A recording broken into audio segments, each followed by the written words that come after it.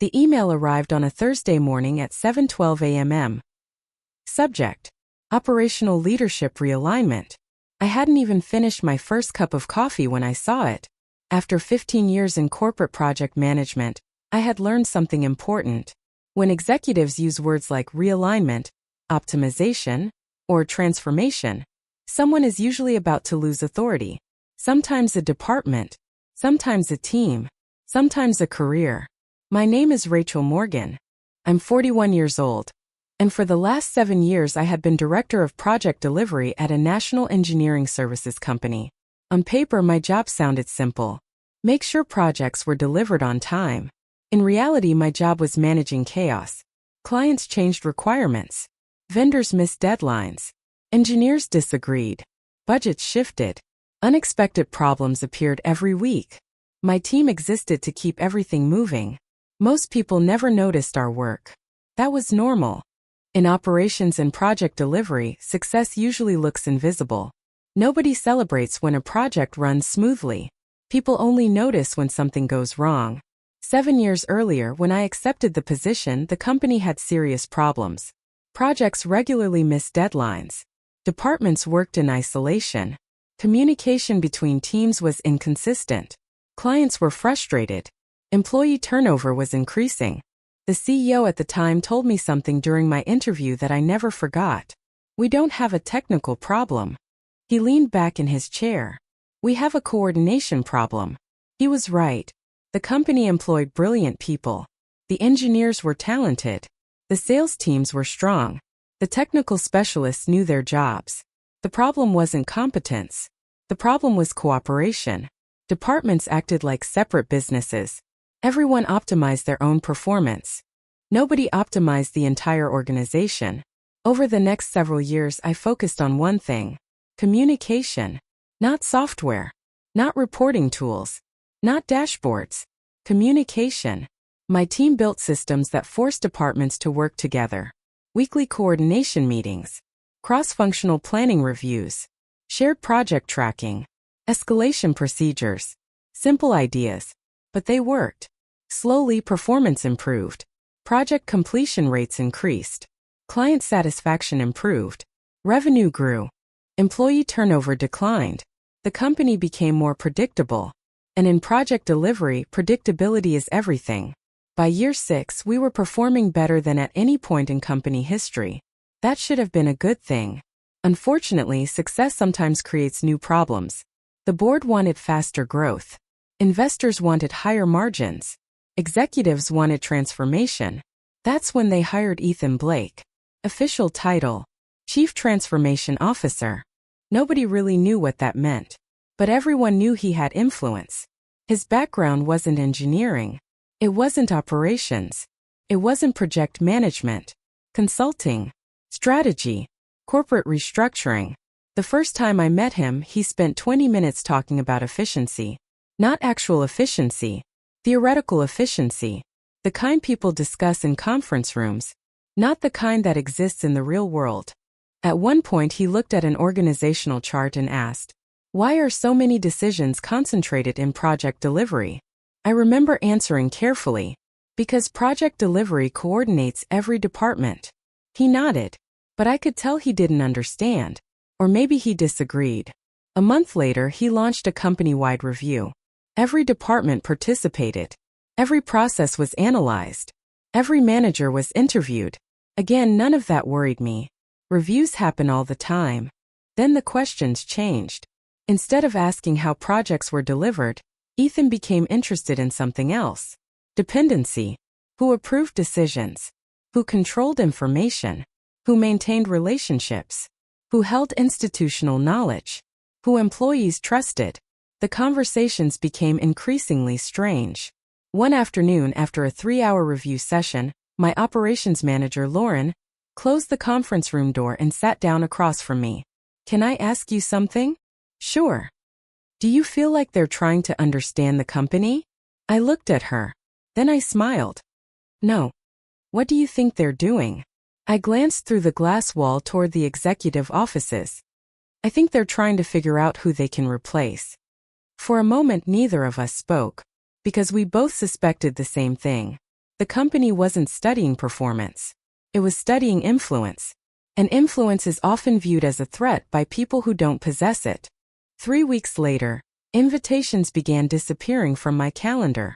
First it happened once, then twice, then regularly. Strategic meetings, executive reviews, planning sessions, conversations I had always attended, now happening without me. People started calling afterward. Rachel, were you supposed to be in that meeting? I wasn't invited. Seriously? Apparently not. The confusion spread quickly. Project managers noticed. Department heads noticed. Even some executives noticed. Nobody understood why the person responsible for coordinating projects was suddenly being excluded from project discussions. Then came the announcement. A new department. Strategic Delivery Office. Nobody asked for it. Nobody understood it.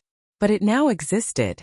And according to the organizational chart, many of my responsibilities were being transferred there.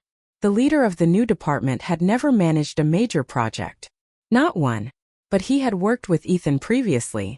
Apparently that was enough. Over the next 2 months, everything became more complicated. Project approvals increased.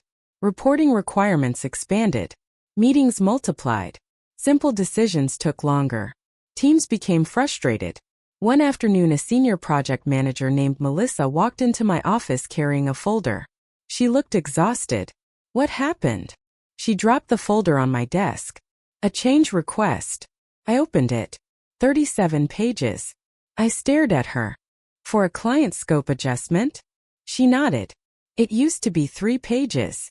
I laughed. Not because it was funny, because it perfectly represented what was happening. The company was becoming slower while claiming to become faster. And nobody at the top seemed willing to admit it. Then the missed deadlines started. Small at first. Few days here. Few days there. Nothing catastrophic. But enough to get people's attention. Because deadlines are like warning lights. They usually signal deeper problems. And deep down, I knew exactly where those problems were coming from. What I didn't know yet was how far leadership was willing to go to defend a failing strategy. The answer came sooner than I expected. 2 weeks after the first missed deadlines appeared, I received a calendar invitation. Mandatory attendance. Human resources included. 30 minutes. No agenda. No explanation. I stared at the screen for a long moment. After 15 years in corporate environments, you learn to recognize certain patterns. And this one was familiar. Very familiar. The meeting took place on a Tuesday morning. Ethan was there. So was Amanda from Human Resources. The conversation lasted 19 minutes. I remember because I looked at the clock when I walked in and again when I left. 19 minutes. 7 years of building project delivery systems. 7 years of leading teams. 7 years of helping the company grow. Reduced to 19 minutes. According to Ethan, the organization was moving toward a more centralized operating model. According to HR, my position was being eliminated. According to the official paperwork, the decision was not performance-related. Corporate language has an incredible ability to make major events sound insignificant. I listened quietly, asked a few questions, received carefully prepared answers. The outcome had already been decided. Nothing I said would change it. By noon, word had spread across the company. My phone barely stopped ringing. Project managers, department directors, team leads, even clients. Many of them couldn't believe it. Neither could I. Not because I thought I was irreplaceable. Nobody is. But because the decision made so little operational sense. That afternoon, Melissa walked into my office. For several seconds, she didn't say anything. Then she closed the door. Tell me this isn't real. I smiled. It looks pretty real. This is insane. Maybe it was. Maybe it wasn't. Companies make strange decisions all the time. What matters isn't the decision itself. It's the consequences. And something told me those consequences were coming. Fast. My last day arrived 2 weeks later. The farewell messages filled my inbox. Some were formal. Some were emotional. Many came from people I had worked with for years. The hardest part wasn't leaving the company. It was leaving the people. Projects come and go. Titles change. Organizations evolve. But professional relationships built over years are different. You don't replace those overnight. As I carried my final box through the parking lot, Melissa walked beside me. Neither of us spoke for a while. Finally, she asked, "What are you going to do now?" The honest answer? I didn't know. For the first time in years, I didn't have a plan. And that felt strange. Very strange. The first month after leaving was surprisingly peaceful. I spent time updating my resume, taking calls from recruiters, meeting former colleagues, catching up on things I'd ignored while working 60-hour weeks. For a while, I managed not to think much about the company. Then Lauren called. The conversation lasted 45 minutes. Most of it involved her describing operational problems. Approvals delayed. Projects stalled. Decisions postponed. Teams waiting for authorization. At first, the issues sounded manageable. Annoying, but manageable. Then more calls started arriving. Melissa, 2 project coordinators, a department manager, an engineering lead. Each person described different symptoms, but all of them pointed toward the same underlying problem. Nobody knew who was allowed to make decisions anymore. The strategic delivery office had become involved in nearly every project. In theory, that created consistency. In reality, it created bottlenecks. Every issue moved upward. Every exception required review. Every adjustment triggered another approval cycle. Projects slowed. Clients noticed. Employees became frustrated. One afternoon, Lauren called sounding exhausted. "How bad is it?" I asked. There was a pause. "Worse than I expected." "What happened?" "We missed 3 major client milestones this month." That got my attention.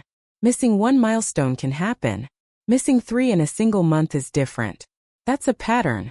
And patterns matter. A week later, Melissa called. Then again 2 days later. Then again the following week. Each conversation painted a clearer picture. The company wasn't experiencing isolated problems. It was experiencing systemic decline. The kind that starts small and spreads gradually, like cracks in a foundation. The most concerning part wasn't project performance. It was morale. Employees were becoming discouraged. Managers were becoming defensive. Departments were becoming territorial. Trust was eroding. And once trust starts disappearing, recovery becomes difficult. Because operational excellence is built on cooperation. Not policies. Not reporting structures. Cooperation. 3 months after my departure, I accepted a position with another engineering firm. Smaller company. Different market. Similar challenges. My new role focused on enterprise project operations. The first thing I noticed was how much authority managers possessed. People made decisions. Problems were solved quickly. Teams communicated directly. The contrast was striking. Not because the company was perfect, because it trusted its employees. Meanwhile, the calls from my former coworkers continued. One morning, Melissa sounded more frustrated than I'd ever heard her. "We lost a client." I sat back in my chair. "What happened?" "They canceled the contract." "Because of delays?" "Because nobody could give them a straight answer." That answer bothered me more than the cancellation itself. Clients can tolerate delays. Sometimes. What they can't tolerate is uncertainty. And uncertainty was spreading everywhere. Several days later, I received an email that genuinely surprised me. The sender was Richard Lawson. Theo. Subject line. Request for conversation. I read it twice. Then a third time. Richard had always been supportive, professional, reasonable. But we had never communicated frequently. Certainly not after my departure. The message was short. He wanted to schedule a discussion. Nothing more. No explanation. No context. Just a request. Something about the email felt different.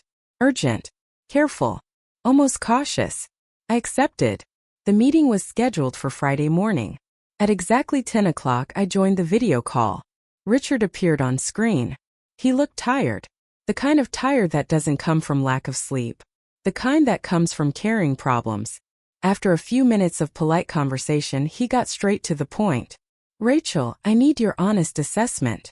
I leaned back slightly. "About what?" He opened a report.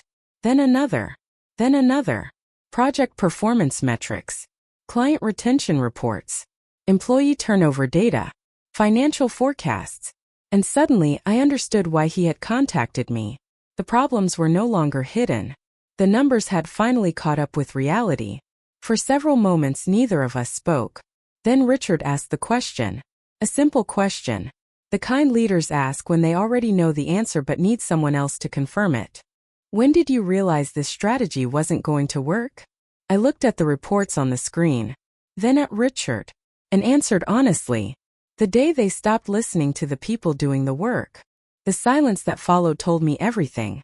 Because deep down, he already knew I was right. Richard remained silent for several seconds. Then he nodded. Not because he agreed immediately, because he had probably been reaching the same conclusion himself. The reports on his screen told a very clear story. Project delays were increasing. Client satisfaction was falling. Revenue forecasts were being revised downward. Employee turnover had reached its highest level in years. None of it happened overnight. That was the dangerous part. Organizational decline rarely announces itself dramatically. It begins quietly. One delayed decision. One frustrated employee. One dissatisfied client. Then another. And another. Until eventually the pattern becomes impossible to ignore. Richard looked exhausted. Do you know what the board keeps asking me? I shook my head. They want a single cause. I couldn't help smiling. There isn't one. That's what I keep telling them. Complex organizations almost never fail because of one decision. They fail because dozens of small decisions interact with each other. The board wanted a simple explanation. Reality was more complicated. For the next hour we discussed what had happened. Not personalities, processes, communication, decision-making, trust. Everything eventually led back to the same issue. The company had become obsessed with control. In the process it had sacrificed speed, flexibility, judgment, the qualities that had made it successful in the first place. Toward the end of the conversation, Richard asked something unexpected. Would you be willing to visit? I understood immediately. He didn't need a consultant. He needed perspective. Someone who had seen the organization before the changes. Someone who understood what had been lost. After thinking for a moment, I agreed. The visit was scheduled for the following week. Walking back into the headquarters felt strange. Familiar. But different. The building hadn't changed. The people had. You could feel it the moment you entered. Employees still worked hard. Phones still rang. Meetings still happened. But the atmosphere felt heavier. Less confident. Less collaborative. The receptionist smiled when she saw me. Several employees waved. A few stopped to say hello. Those interactions told me something important. People remembered. Not me personally. What the organization used to feel like. Lauren met me near the project management offices. The moment she saw me, she laughed. You're about to witness something incredible. Good incredible or bad incredible? Very bad incredible. That wasn't encouraging. As we walked through the building, she explained what had happened over the previous months. The strategic delivery office now reviewed almost everything. Project schedules, budget modifications, resource allocations, client change requests, vendor adjustments, risk escalations. Practically every significant decision required approval. In theory, it created oversight. In reality, it created paralysis. At one point, Lauren showed me a project modification request. The document was nearly 50 pages long. I stared at it. What is this? A scope adjustment. For a client? She nodded. Remember when these used to take one meeting? I laughed. Unfortunately, the situation would have been funny if it weren't causing real damage. Every unnecessary approval consumed time. Every delay frustrated clients. Every bottleneck increased pressure on employees. By lunchtime, I had already identified several problems. Not because I was uniquely qualified. Because the problems were obvious. What surprised me was that nobody had addressed them sooner. Then I attended the executive review meeting. That was where everything changed. The room was packed. Department directors, vice presidents, finance leaders, operations managers. Richard sat at the head of the table. Ethan sat 3 seats away. For the first 30 minutes, Everyone reviewed performance reports. The numbers were not good. Project delivery rates had dropped significantly. Several major clients had expressed concerns. Employee engagement scores had fallen. Hiring costs were rising due to turnover. The trends were impossible to ignore. Eventually, one executive asked a simple question. When did performance begin declining? Silence. Not because nobody knew. Because everyone knew. The answer appeared clearly on the charts. The decline started shortly after the restructuring. Shortly after the Strategic Delivery Office launched. Shortly after experienced operational leaders lost authority. Nobody needed to say it out loud. The timeline spoke for itself. For the first time since I met him, Ethan looked uncomfortable. Not defensive. Not angry. Uncomfortable. Reality was becoming difficult to argue with. The discussion continued for nearly 2 hours. And something interesting happened. The conversation gradually shifted. People stopped debating symptoms.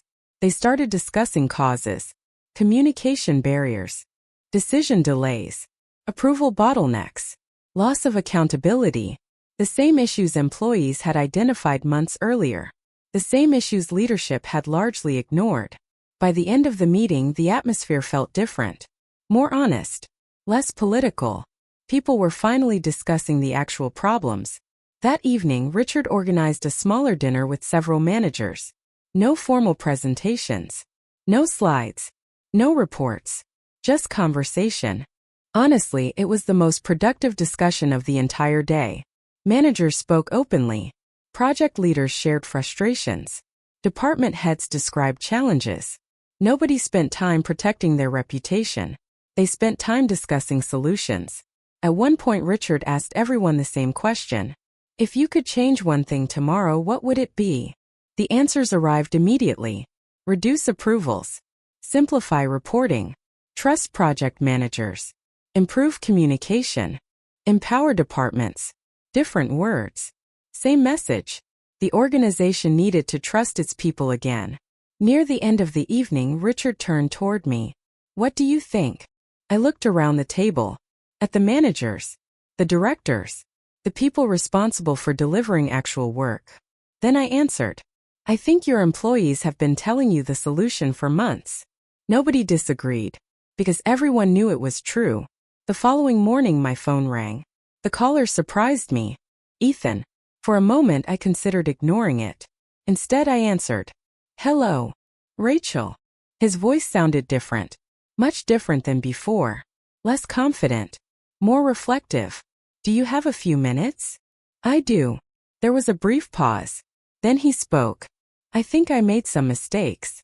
That sentence caught me completely off guard. Executives rarely say things like that. Especially executives responsible for major initiatives. I stayed quiet, letting him continue.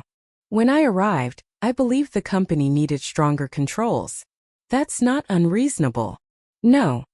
He sighed. But I focused so much on control that I stopped paying attention to execution. That was probably the most accurate assessment of the entire situation. Control isn't inherently bad. Oversight isn't inherently bad. But organizations exist to produce results. If controls prevent results, something is wrong. Ethan continued. I thought standardization would solve our problems. And now, I think I underestimated the value of experience. For several seconds, neither of us spoke. Then he asked a question. A question that mattered. If you were starting over, what would you do first? I didn't need time to think. The answer had been obvious for months. Give authority back to the people closest to the work. Silence. Then, I was afraid you'd say that. I smiled. Why? Because it means the employees were right. Sometimes leaders struggle with that idea. Not because they're arrogant. Because admitting employees were right often means admitting leadership was wrong. But growth requires honesty. And honesty had finally arrived. For the first time in nearly a year, I felt something I hadn't felt before. Hope. Not for myself. My career was already moving forward. For the company. Because organizations can recover from almost anything. Bad strategies. Poor decisions. Leadership mistakes. But only after they accept reality. And for the first time, This company finally seemed ready to do exactly that. The recovery began with something surprisingly simple. Leadership started listening. Not pretending to listen. Not scheduling meetings that produced reports nobody read. Actually listening. Within 2 weeks of the executive review meeting, several major changes were announced. Approval requirements were reduced. Project managers regained authority over routine decisions. Department leaders received greater operational autonomy. Reporting structures were simplified. None of these changes sounded dramatic, but in practice they changed everything. For months, employees had felt trapped inside a system that slowed their work. Now they could finally start solving problems again. The first signs of improvement appeared quickly, not in financial reports. In conversations, project managers sounded less frustrated. Department leaders sounded more optimistic. Teams started communicating directly again. When communication improves, performance usually follows. Lauren noticed it first. About 3 weeks after the changes, she called me. For once, she sounded excited. "You're not going to believe this." "What happened?" "A project adjustment request." I laughed. Should I be worried? It was approved in 20 minutes. For a moment I thought she was joking. She wasn't. A process that had recently taken days now took less than half an hour.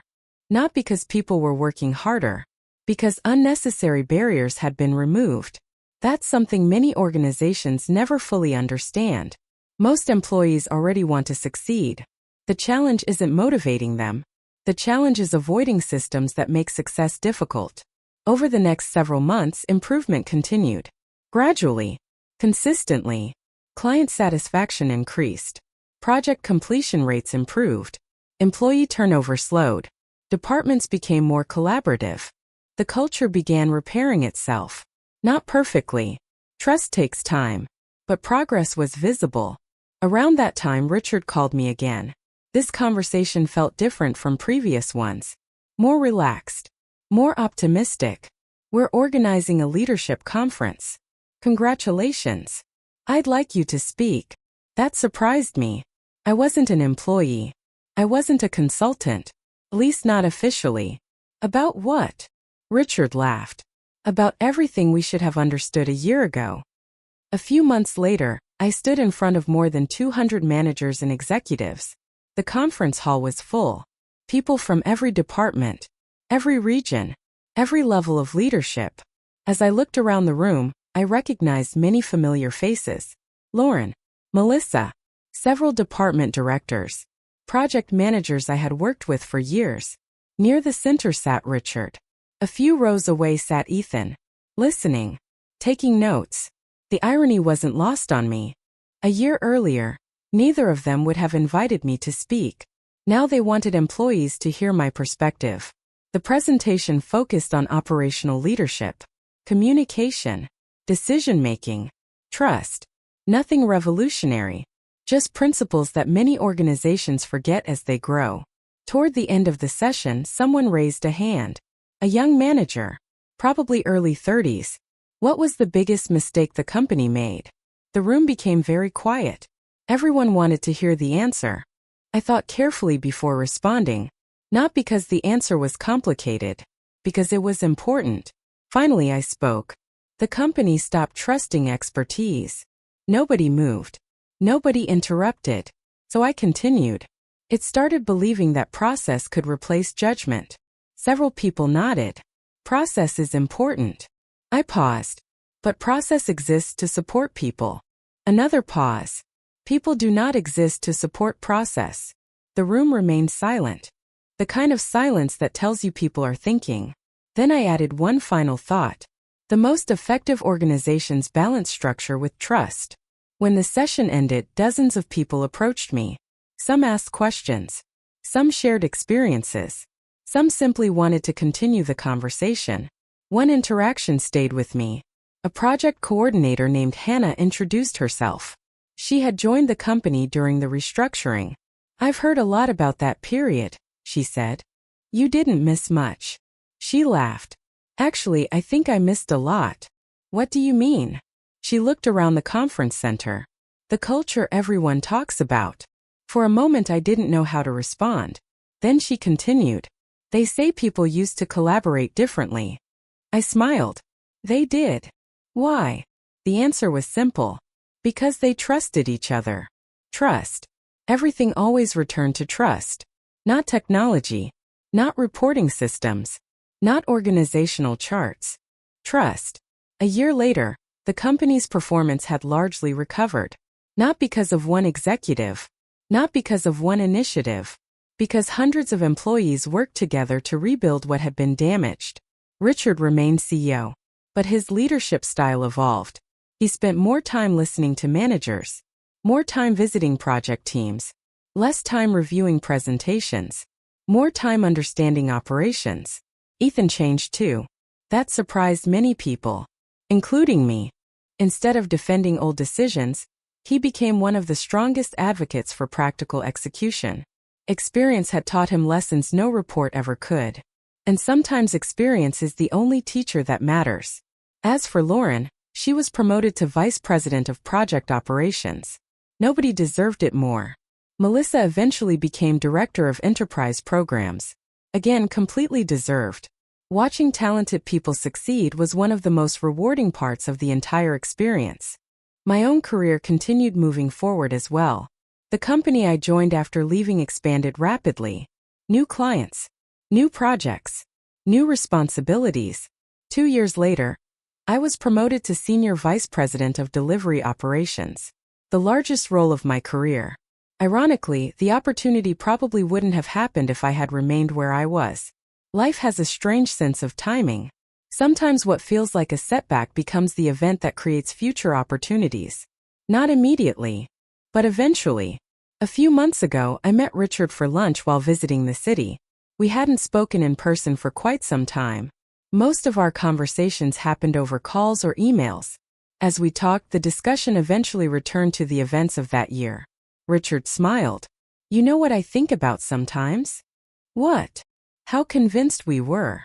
I laughed. About what? That more control automatically meant better performance. I nodded. That belief is incredibly common. And incredibly dangerous. Because organizations don't become effective by controlling every decision. They become effective by enabling good decisions. There is a difference. A very important difference. As lunch ended, Richard said something that stayed with me. We spent millions trying to improve performance. And the solution turned out to be listening. I smiled. Because he was right. Many organizational problems aren't hidden. Employees already see them. Managers already understand them. Leaders simply have to listen. Today, when people ask me about the most important lesson of my career, I don't mention software. I don't mention project methodologies. I don't mention management frameworks. Those things matter. But they're not the foundation. The foundation is much simpler. Good organizations trust capable people. Good leaders listen before they decide. Good teams communicate before problems become crises. Everything else builds on top of those principles. I've worked in project delivery for nearly 2 decades. Different industries. Different companies. Different challenges. Yet one pattern appears everywhere. The organizations that succeed long-term aren't necessarily the smartest, or the largest, or the most sophisticated. They're the organizations that create environments where talented people can do their best work. That's harder than it sounds, and far more valuable than most executives realize. Sometimes I think back to that Thursday morning. The email, the restructuring, the uncertainty. At the time, it felt like the end of something important. Now I understand it was the beginning of something better. Not because losing my position was easy. It wasn't. Not because the company handled everything perfectly. It didn't. But because the experience revealed something fundamental about leadership. Real leadership isn't about controlling every outcome. It's about creating conditions where people can succeed. When leaders understand that, organizations grow. When they forget it, organizations struggle. The lesson sounds simple. But simple lessons are often the ones that matter most. And after everything that happened, that's the lesson I carry with me into every meeting, every project, and every team I lead. Because at the end of the day, projects are delivered by people. Problems are solved by people. Organizations succeed because of people. And no strategy in the world will ever change that.